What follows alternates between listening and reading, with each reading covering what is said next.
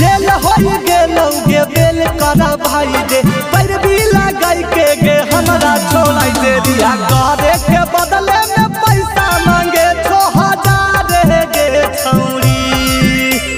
छोड़े के बदले में पैसा